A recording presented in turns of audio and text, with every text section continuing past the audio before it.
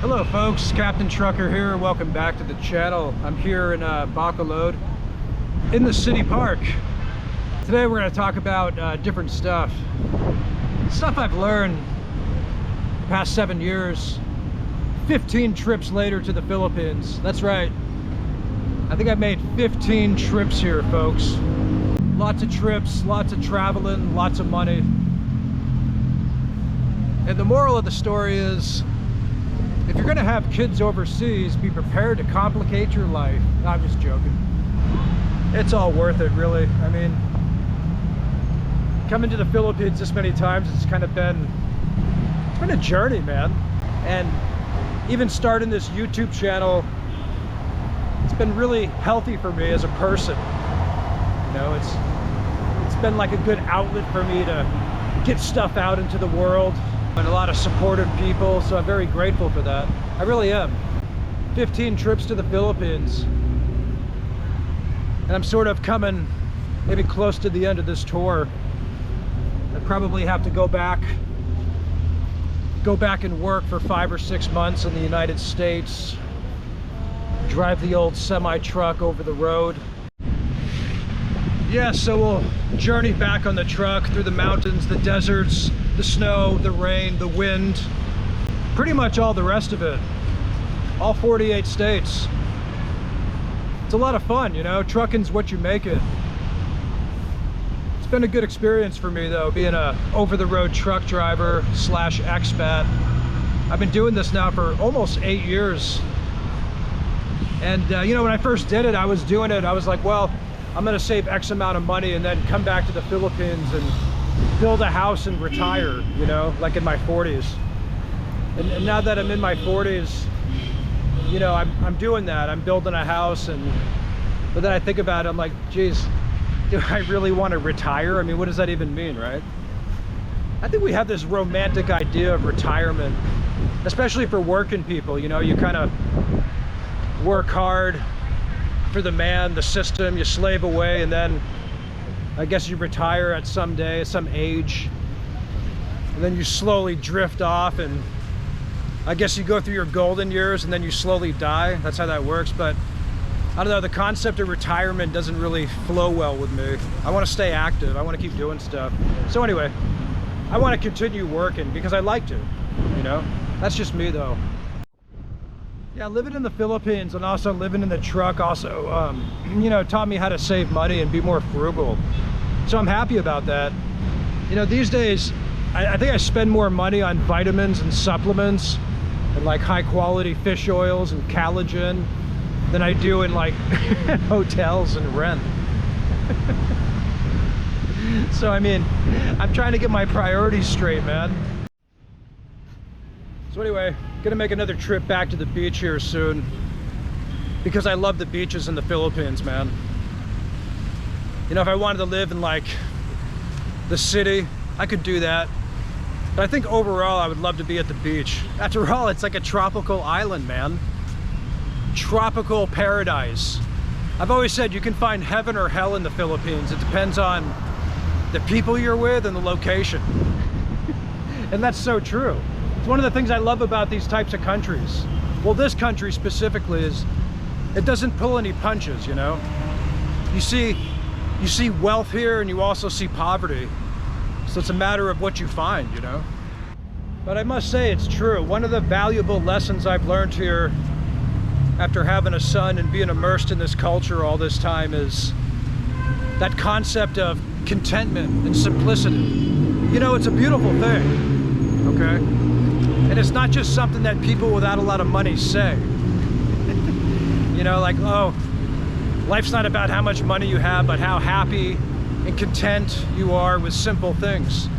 Some people think that's a cliche, but it's true. It really is. And I think the Filipino culture has really nailed that one. They really get it. And I think they have developed that over the course of history, you know. They're survivors and they thrive on that. That's why you see so many happy people here. But then you also get miserable, crazy people, but definitely a lot more happier people. And it's true. And that's something that we can definitely learn in the West, especially America. you know? We tend to get trapped in that consumer culture. I talk about that a lot in this channel. That cycle of working for the Jones's neighborhood and getting in debt. That's a very real thing, man. Americans really struggle with debt. That consumer culture, man, people are being scammed by it. So I think in the future, you know, we're gonna see more people become expatriates, sort of venture out, stay in other parts of the world and learn such valuable life lessons, because it is valuable. You know, I struggled here in the Philippines at times, especially early on. You know, I was broke at one point. I came to this country when I was much younger than most people. So I got to experience both sides of life. And yeah, what can I say? I don't miss being poor. No, I'm just joking. No, you learn, man. It humbles you. That's the beautiful thing about it. You know, you sort of go through the fire to find the light, so to speak. Or something like that. Is that the expression?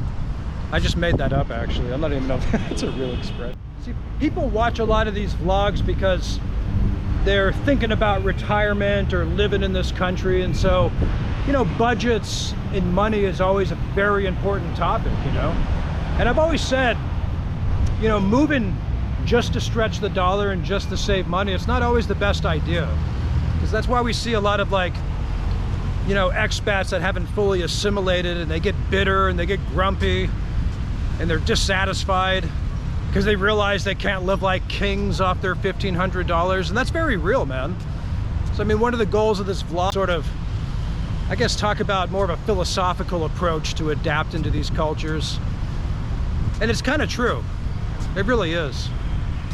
So yeah, your purchasing power goes farther, your dollar does stretch, but if you move just to save money, you could end up not being the happiest camper in retirement. There is other expat truck drivers. I just don't see too many of them on YouTube, but they are out there, because it's a fantastic career if you want to become an expatriate, if you become an over-the-road truck driver. And it's funny because I had a troll, you know, he was breaking my balls saying, like, why are you attracting more poor people like truck drivers to the Philippines? And I don't think people realize, some of them, that the money that some truckers can make in the US.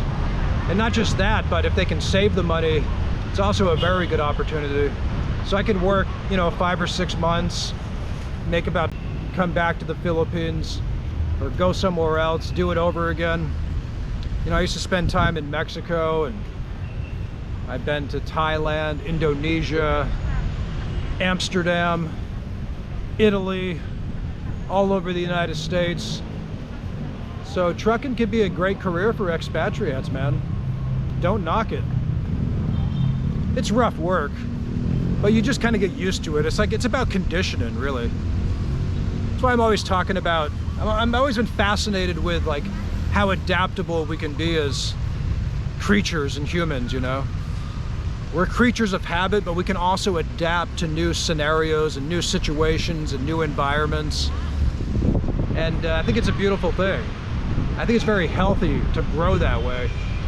It teaches you to be flexible, it challenges you, you learn resilience, you find out things about yourself, potentials, and kind of keeps you sharp. So I'm all for it, man. Okay, welcome back, folks. So yeah, overall, you know, my experiences in the Philippines has been positive. It's pretty much like any other place on earth, except it's the Philippines. So I mean, it's kind of what you make it. You know, a lot of expats or tourists, sometimes they're concerned about crime and safety, which you should take caution really in any country. But the truth of it, I think overall, like, the crime rates, even in the United States, per 100,000, especially violent crimes, are actually higher in the US. 6.3 per 100,000 people versus the Philippines, 2.3 per 100,000. But I guess, you know, being a foreigner or an expat or tourist, you have to take extra caution, use common sense, follow the travel advisories. Sadly, an American was recently shot and killed in a robbery in Trento, Mindanao, which is in Agusan del Sur, I think. You know, not good. You know, withdrawing a lot of cash from an ATM at night. Very sad. It's not good. But, you know, there's parts of Mindanao that are safe, and there's other parts that are particularly dangerous. I just don't understand why tourists still feel the need to roll the dice in certain places, you know? I mean, there's so many islands in the Philippines, so many places you can go. But, yeah, I mean, common sense, you know, follow the travel advisories. That's all I could say about safety, really. But, you know, overall, for me, it's been a positive experience. I like my son being in the education system here. I think it's a fantastic place, a good culture for childhood. And yeah, if you've got the right school, nice private school with some tutoring, kids can get really good educations here, and also have the benefit of growing up in a family-centric type of society, you know, where extended relatives live together. I think 73% of Filipino households have extended family versus like 23% in the US. So I think that's a positive for kids growing up. But yeah, that's pretty much all I wanted to say. I'm going to head off to the beach soon, hopefully. We'll see what happens, but I still got some time left here in the Philippines. But I just want to thank you all for watching. Please comment, subscribe as always. It's Captain Trucker. Take care, be good. Bye-bye.